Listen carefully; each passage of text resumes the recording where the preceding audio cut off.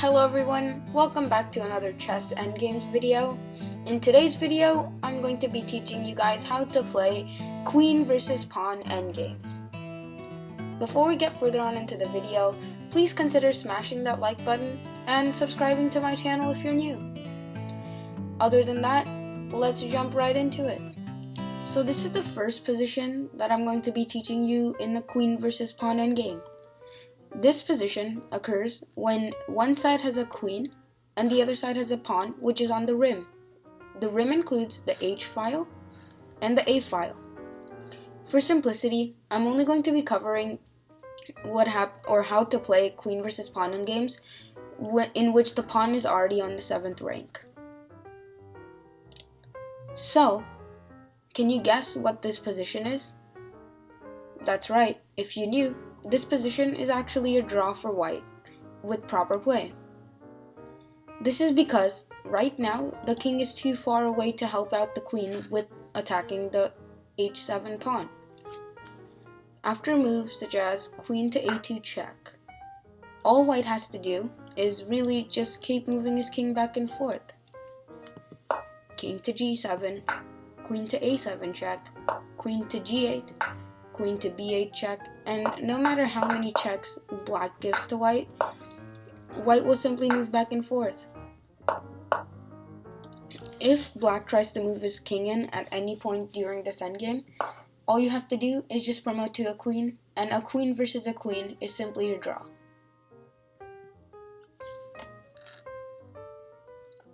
Other than that, if the black queen ever checks you from, let's say, right here, so for example, it's white to move, let's say for example queen to g2, then all you have to do, instead of moving away from the pawn, is king to h8, with the point being that now black cannot move his king in safely, because if he plays a move such as king to f4, it'll simply be stalemate, which means that white can't move either of his pieces and it's a draw. So let's see a queen versus pawn position in which it's actually a win for black, or the side with the queen. In this position, it's similar to the last position, except black's king is actually closer. As you can see before, black's king was on e3, however now it's closer on d5. After a move such as, in this position, pretty much all you have to do is play something like queen to g6 check, and after a move such as king to h8, play queen to f5 check, and white is forced to play king to g8. Now this is the critical position in the game. Instead of continuously checking the white king in many different ways, you actually have to bring your king in.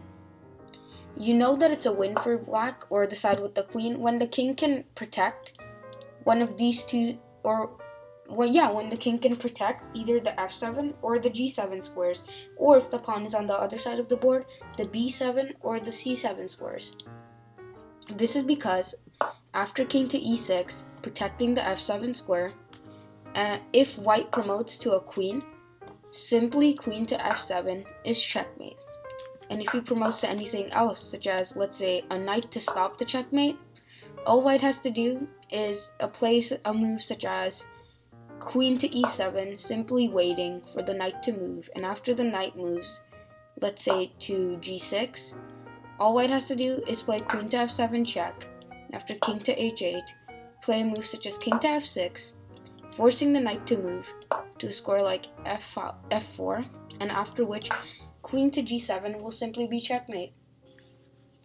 So that's what happens if the king can reach either the f7 or the g7 square.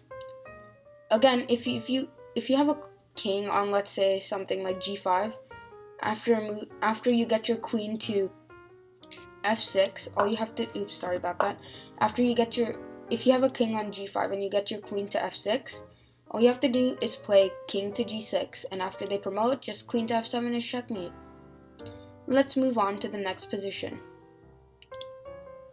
This is the next position in which white has a pawn either on the g file or the b file.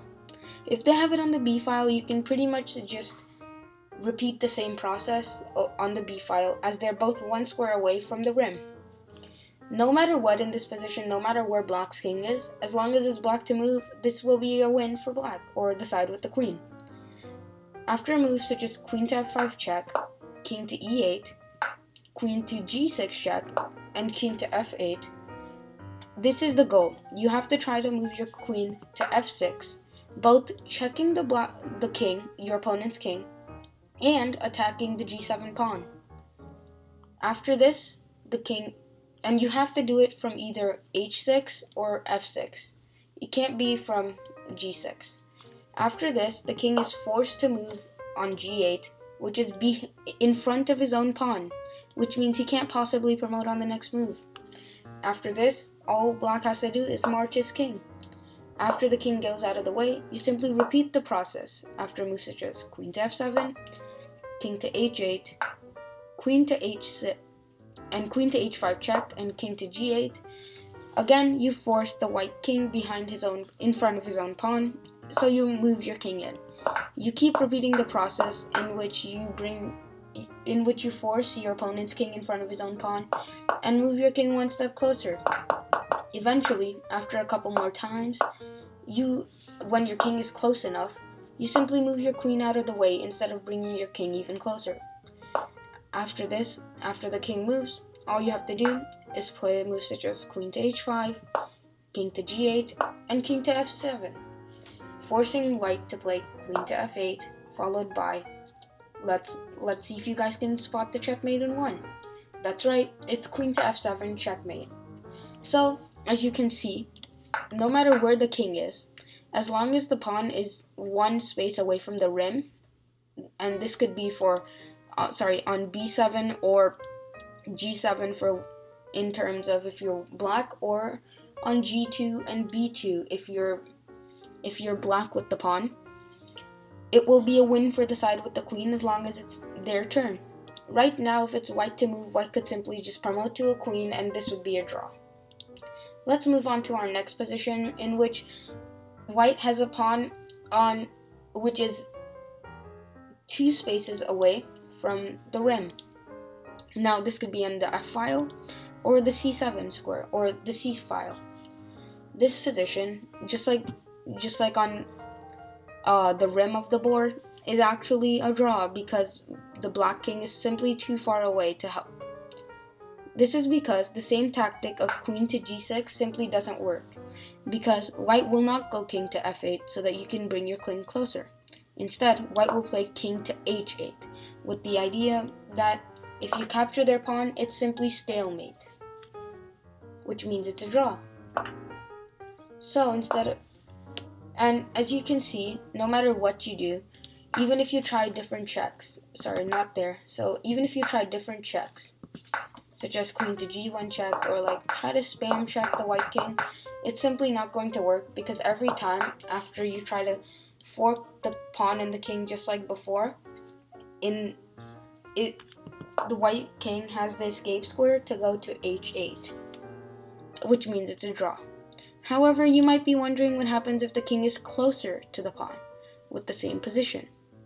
In this case, it actually is black who's completely winning, or the side with the queen, when the king is closer. This is because after queen to g6 and king to h8, queen to h6, king to g8, black has the powerful move king to g6. And no matter what they promote to, even if they promote to a queen, it's simply queen to h7 checkmate. And this is similar to what happens if in this position, in which it's winning because the king is closer, and you can checkmate in one. So, and again, even if they promote to a knight, it simply doesn't work, because you just have to play some waiting moves, after which they will just run out of some moves eventually. After a move such as knight to e5, you can simply pick up the knight on the next move. So as you can see, if your king is close enough and the pawn is two spaces away, either on the f file or the c file, and your king is close enough, you could actually win the game with the queen. So now let's go on to the last position, where the pawn is either on the e file or the d file. Just like on the g file or the b file, this is actually completely winning for white, or sorry, the side with the queen, because of the same idea as before, where they have the fork with the queen attacking the king and the e or d pawn. Just like before, you simply march your king closer every single time they block their own pawn. Again, if they try something tricky, such as instead of going down, they come up to the f6 square, you simply have to blockade their pawn with your queen and march your king to pick it up. Other than that, if they go back, then it's the same pattern again, in which you constantly check or force the white pawn and the king, forcing the king in front of their pawn and bringing your king one step closer. After a couple more moves, as you can see, there's simply no stopping the queen from taking the e pawn. So after a move such as king to d8, it's simply mate in 3, with queen to e7 check, king to c8, queen to a7, forcing the king back to d8, followed by queen to d7 checkmate.